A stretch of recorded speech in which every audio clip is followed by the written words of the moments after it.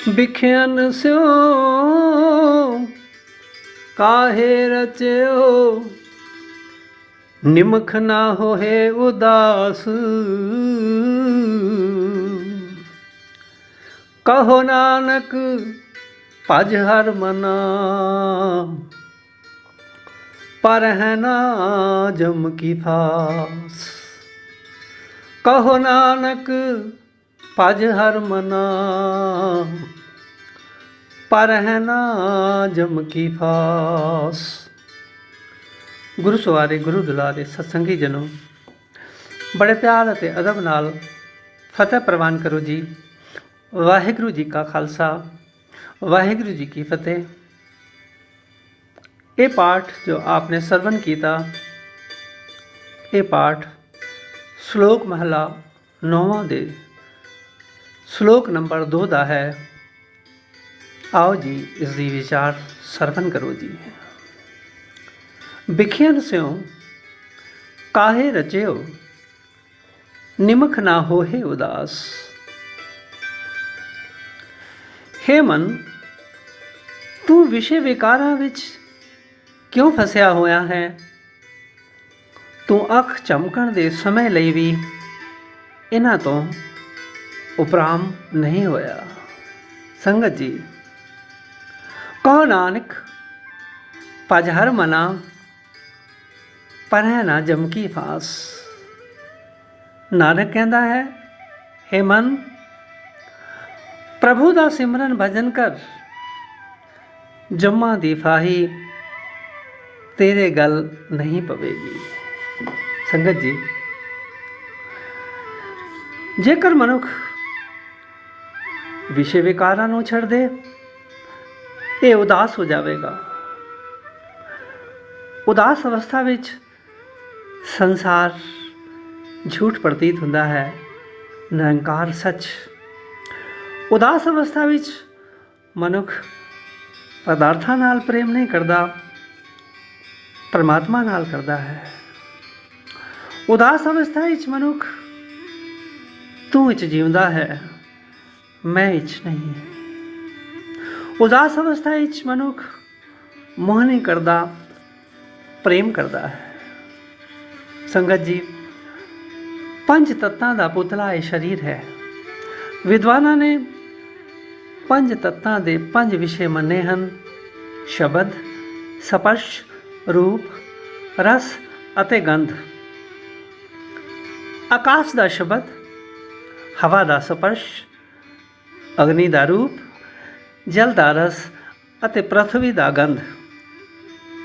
ਬਾਹਰਮੁਖੀ ਹੋਣ ਕਰਕੇ ਮਨੁੱਖ ਜਦੋਂ ਵੀ ਜੀਵਨ ਨੂੰ ਸਰੀਰਕ ਜੀਵਨ ਤੱਕ ਹੀ ਸੀਮਿਤ ਰੱਖਦਾ ਹੈ, ਪੂਰਨ ਗੁਰੂ ਦੀ ਸ਼ਰਨ ਨਾ ਮਿਲਣ ਕਰਕੇ ਉਸ ਪਰਮ ਜੋਤ ਨਾਲ ਨਾਤਾ ਨਹੀਂ ਬਣਦਾ। ਫਿਰ ਜੀਵਨ ਪੰਜ ਤੱਤਾਂ ਤੱਕ ਹੀ ਸੀਮਿਤ ਰਹਿ ਜਾਂਦਾ ਹੈ। ਵਿਕਾਰਾਂ ਵਿੱਚ ਹੀ ਜਨਮ, विषय विकारां विच ही जीवन, विकारां विच ही मनुख की मौत हो जाती है। संगत जी, विकार सुखदाई भी नहीं, सिर्फ आरंभ विच नाम मात्र सुख है, फिर तां दुखां दी कहानी शुरू हो जाती है जो मुक्कण विच नहीं आउंदी। फिर भी इसने विषय विकारां दा पल्ला इन्ना घुट के फड़िया है कि एक गुरु नूं तां छड़ दिंदा है, पर अवगुण नहीं छड़दा। एक एक अवगुण ने ਵੱਡੇ ਵੱਡੇ बलवान जानवरां नूं भी मार लिया है, पर ये तां पंजां नूं ही मित्र बनाई बैठा है। गुरबाणी दा फरमान, मृग मीन प्रिंग पतंग कुंजर, एक दोख विनाश, पंच दोख असाध जामै, ताकि केतक आस। इसकी यह हालत है कि हर विकार बाद तोट है, पश्चाताप है, पर ये अफीमी छड़दा नहीं है। ये अपनी आदत नहीं छड़दा, दिन प्रत करै पछतापै, सोग लोग मैं सूकै। गुरु अर्जन देव पातशाह जी होर बख्शिश करते हैं, बिख्या मैं किन्हीं त्रिपत ना पाई, ज्यों पावक ईंधन नहीं तरापै, बिन हर कहाँ अघाई। शरीर गल रहा है पर ये इन्ना अगे चला गया है कि वापस मुड़ना मुश्किल है। ये इस हालत विच है कि जिवें मनुख नदी दे अध विच जाके थक जाए, ना अगे जा सके ना पिछे मुड़े अते डुबण नाल ही सहमत हो जाए। हुण इसदी ये मजबूरी हो गई है। ये विकारां नूं दिली मित्र बना बैठा है, उन्हां नाल इसदा बहण खलोण बन गया है। गुरु एक गुर दिंदे हन कि हे मनुख, तू एक निमख उदास हो के वेख, विकारां दे देश विचों एक निमख लई रब दे देश विच कदम रख के वेख, जम्मा दी फाही मुक जाएगी। संगत जी, वाल्मीकि दी एक घटना एक छिन विच ही घट गई सी, बाकी समा तां तैयारी विच ही लगदा है। ये घटना जिसनों मुक्त होना कहते हाँ, एक निमख विच ही घटती है। इसे लई धन गुरु गोबिंद सिंह साहब कहते हैं, एक चित जे एक छिन ध्यायो, काल फांस के बीच ना आयो। पर इसकी हालत तो ऐसी बन गई है कि जिमें कोई अबला दुष्टां दे काबू विचों बामुश्किल जान बचा के नसे, पर अगे जान की भी हिम्मत ना करे, फिर उन्हां दे घर ही चली जाए। संगत जी, कदी पिंजरे नाल सहमत होए तोते नूं वेख्या होएगा, कोई उसनों बाहर कढ़े तां वो नहोंदरा मारदा है। बाहर कढ़ के वेखो कितनी जल्दी वो फिर उस पिंजरे विच चला जाता है।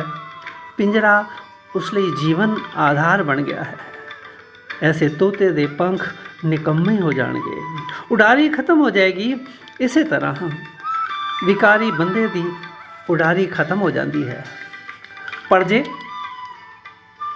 किसी स्वतंत्रता दे दसिए पुरुष के काबू ऐसा तोता आ जाए तो पहला कमे करेगा कि ਇਹਦਾ पिंजरा तोड़ेगा, फिर इसनों वार वार उड़ाएगा और फिर पंखा विच गवाची हुई शक्ति वापस आ जाती है। संगत जी, विकारी बंदे नूं भी गुरु पहला अपनी संगत विच बिठा लेंदे हन। उसनों विकारां दे पिंजरे चों निकल के बड़ी मुश्किल पेश आती है, पर सतगुरु छड़दे नहीं, जीवन सवार देंदे हन। वो कहते हैं, तू निमख उदास होके गुरु नूं एक बार हथ पड़ा के वेख, फिर तैनों विकारां दे पिंजरे विच वापस नहीं जान देगा। उपदेश देंदे हन, बिखै बन फीका, त्याग दी सखिए नाम महा रस पियो। कित्थे अगे विकारां दी फांसी तो बाद जमा दी फांसी तैयार सी, पर कित्थे हुण ये हालत है। कबीर साहब जी बख्शिश करते हैं, कबीर मेरी बुद्ध को जमना तर करे तिसकार, जिन एहो जमुआ सिरजया सो जपया परवतगार। कबीर साहब कहते हैं कि हुण जिहड़ी बुद्ध मैनू सतगुरु पासों प्राप्त हुई है, ये विवेक बुद्ध है, ये विचार वाली बुद्ध है। इस बुद्ध नाल मैं परमात्मा का सिमरन किया है, इसलिए जम मेरी इस बुद्ध का अनादर नहीं कर सकता। इतनी ताकत है इस बुद्ध के अंदर। आम करके जदों कोई बंदा गलती करे तो असीं कहते हैं कि तेरी मत मारी गई है, कि तेरी बुद्धि बलिष्ठ हो गई है। मैं इस विवेक बुद्ध नाल परवतगार नूं जपिया है। संगत जी, इस श्लोक का सारंश यह है कि विकारां तो एक निमख दी भी जिंदगी विच विथ पै जावे तां जिवें दौड़न वाले फुर्ती नाल बहुत अगे निकल जाते हैं, इन्हीं विथ फासले नाल शायद तू सिमरन विच लग जावें, जम्मा दी फांसी तेरे गल विच ना पवे।